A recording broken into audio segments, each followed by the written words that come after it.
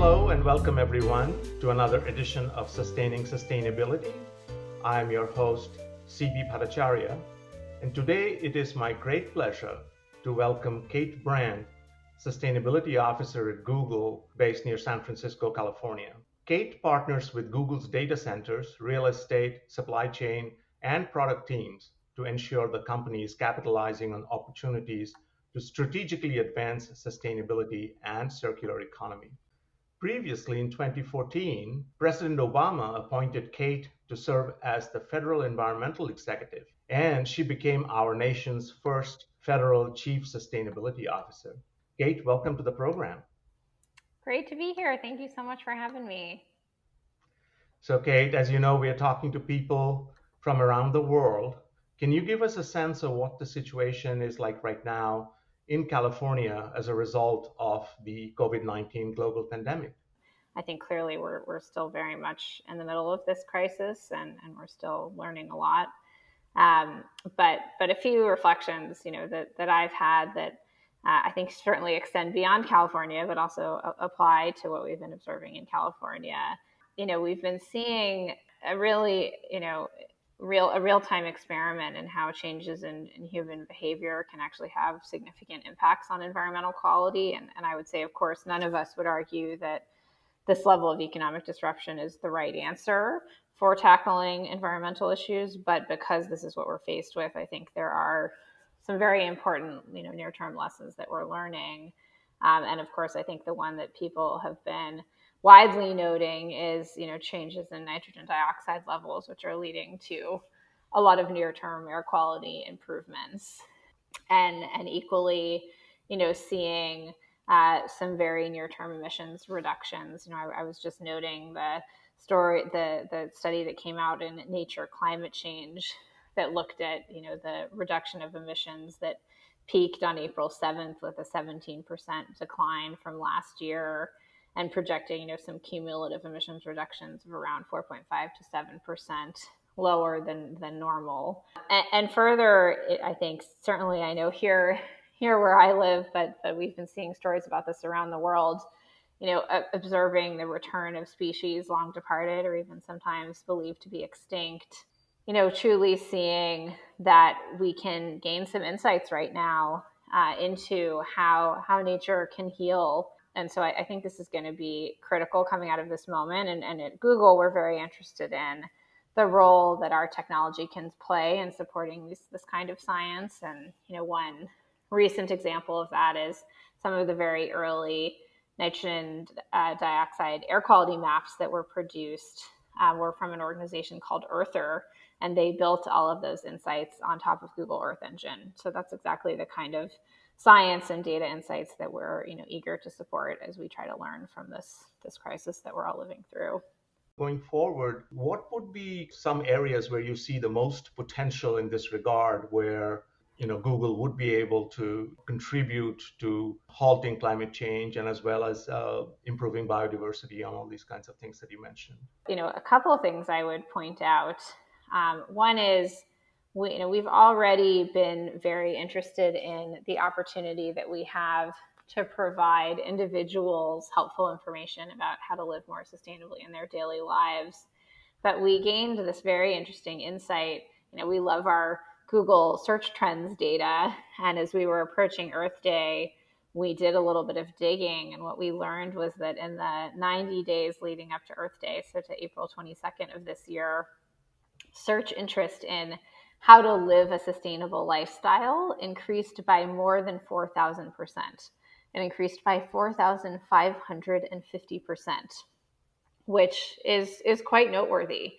And what this means is that as people have been sheltering in place, spending more time at home, sustainability has become more top of mind for them. And so what we have tried to do in the very near term is ensure that we're sharing with people all the tools and products that we have to support them in their desire to live a more sustainable lifestyle. And just a few that I would note are Your Plan, Your Planet, which your listeners can find at g.co/yourplanyourplanet. This is a tool that we built with the Ellen MacArthur Foundation, the great circular economy NGO in the UK, as well as the California Academy of Sciences, our local science museum here in San Francisco. And Your Plan, Your Planet is really based on the basic premise that as individuals, our largest impact on the planet is food, water, and energy usage. And that if we can all make some simple changes, that can really add up to a big difference. So, what people will find in the tool are very easy, no cost tips, like how to stock your fridge and freezer most effectively so food doesn't spoil. Or, the fact that if you turn down your hot water heater just a few degrees, you can save energy, save money on your utility bills, and of course still get a nice hot shower or bath too. Other tools that we pointed folks to are, of course, our Nest Learning Thermostat, which had a big milestone recently, which is that we've saved our customers over 50 billion kilowatt hours of energy, and that comes to 3 billion in energy bill savings. So that's another great tool. And also, we've been looking at our Google Assistant. The Assistant is there to be helpful to people on their phone or on other devices in their home. We know that one of the areas that people are most interested in getting helpful information about is recycling. We've all had this experience, especially now that we're spending more time at home, of staring at that blue bin and wondering, what the heck can I actually put in here? Because recycling rules are so localized. And so now the Google Assistant, if you're in the US or Canada, can help you answer that question in partnership with a great organization called Earth 911. And then lastly, also just pointing folks to great tools like YouTube. We all use YouTube for many things, but including sustainability, like how to compost or how to fix your old clothes. So we've just been curating particular playlists to make that information really accessible for people. So that's been a big focus for us around technology and individuals, and really meeting people where they are right now with their desire to live more sustainably. Anything on the B2B or the business to business front that you can tell us about? Yeah, so on the B2B front, of course, I don't know that we have yet any COVID specific insights, but just to share how we think about it more generally. First, we of course have a cloud business, Google Cloud, and the great thing about the fact that we are operating a carbon neutral cloud is that is a carbon neutral service to all of our customers. And we're increasingly seeing that that's of great importance to our customers as they are looking for ways to reduce their own carbon footprint. If they can take on-premises servers and then take that on-site load, shift it into the cloud, and we've already taken care of all of the carbon emissions, that can be a great advantage to them from a sustainability perspective.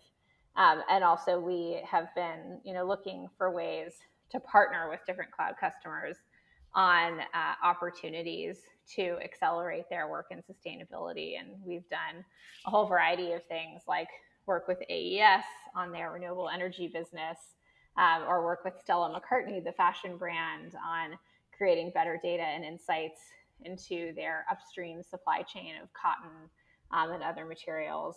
So that's been a big area for us of B2B collaboration. Google has led the way in committing to renewable energy, including the much talked about goal of going beyond 100% clean energy procurement to actually supporting the construction of grids powered entirely by renewable sources, so that everyone can someday have access to clean energy on demand.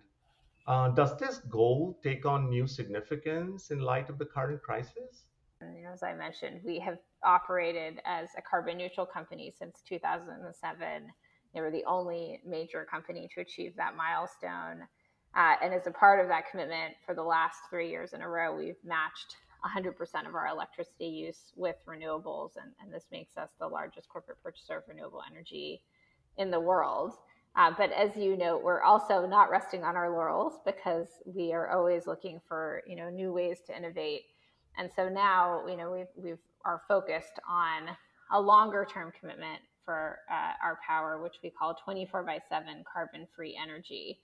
And this is a very ambitious sort of moonshot goal that is all about actually getting the grids where we operate to carbon free. And this, of course, is bigger than Google. This requires technology and policy change, but we are excited about this opportunity ahead of us to reach towards 24/7 carbon free energy. And, of course, in my mind, there was already, tremendous urgency before COVID. We've all seen the climate science and the very clear indication that this must be our decisive decade on climate change. And I think, of course, we're also seeing deep connections to COVID. How the world comes together around global crisis, but also knowing that with climate change comes the possibility of other pandemics like this. Rising temperatures, loss of habitat, leading to different migration patterns, leading to increased incidences of other diseases like this. So I think it becomes even more clear why now is the time for action. And we, of course, feel very, committed to our work in the space and, of course, to partnering with others as well. Now, you've also spoken about the effort to decouple Google's growth strategy from one that is reliant solely on growth in material usage and carbon intensity. So I guess we're coming to the circularity part of our conversation now.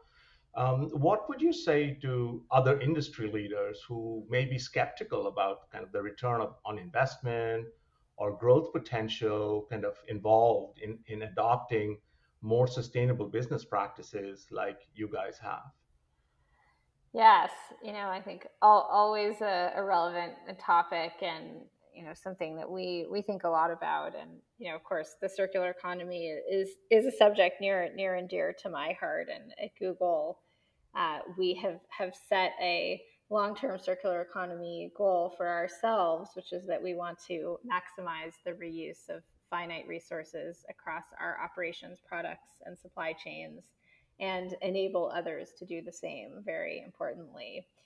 And I think what's exciting about the approach of the circular economy of designing out waste, keeping products and materials in use, promoting healthy materials and safe chemistry, is also the economy and the circular economy, that this is also intended to be something that makes business sense. We've seen really important research from groups like Accenture that shows there's $4.5 trillion of value that could be unlocked by the circular economy by 2030.